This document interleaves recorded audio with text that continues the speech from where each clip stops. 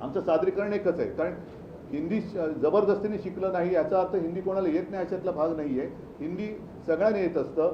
मरे तर ते RSSचे भैया जोशी ते येऊन तिकडे मुक्ताफळं उधळून गेले होते की मुंबईची घाटकोपरची भाषा गुजराती आहे. म्हणजे मग तुम्ही असे सगळीकडे त्या भाषा जबरदस्ती करणार का? तर हे आम्ही काय चालू देणार नाही. मुळामध्ये एक लक्षात घेतलं पाहिजे की आपला देश हा संघराज्य पद्धतीचा आहे.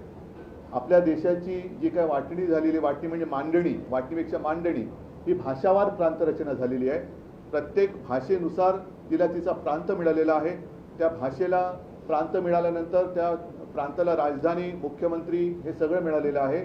मी मुख्यमंत्री असताना मला नाईलाजाने मराठी भाषेची सक्ती महाराष्ट्रामध्ये करायला लागली होती.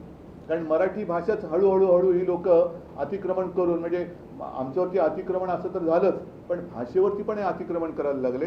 मराठी भाषेवर अतिक्रमण व्हायला लागलं. म्हणून मी मुख्यमंत्री असताना मराठी भाषा ही सक्तीची केली. म्हणजेच काय की दुकानाच्या पाट्या सुद्धा मराठीत पाहिजे, मराठी भाषा ही व्यवहारात आली पाहिजे. आता त्याहीबद्दल काही लोक कोर्टात गेले होते. ते कोण होते, काय होते, कोणाच्या पाठीराखे होते हे आता उघड झालेलं आहे. पण मराठी भाषा जी मी सक्तीची केली होती तिचं पुढे यांनी काय केलं, त्याच्याबद्दल या सरकारने काय पावलं टाकली हे कुठे माझ्या तरी काय वाचण्यात आलेलं नाही आहे.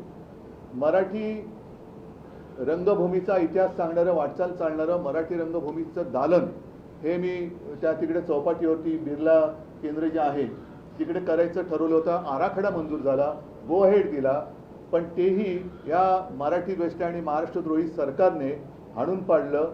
तिकडे सुद्धा ती जागा आता बिल्डरच्या घशात घालतायत. आता isakal.com आहे देशातील नंबर 1 ची मराठी न्यूज वेबसाईट. प्रत्येक अपडेटसाठी isakal.com ला नक्की भेट द्या.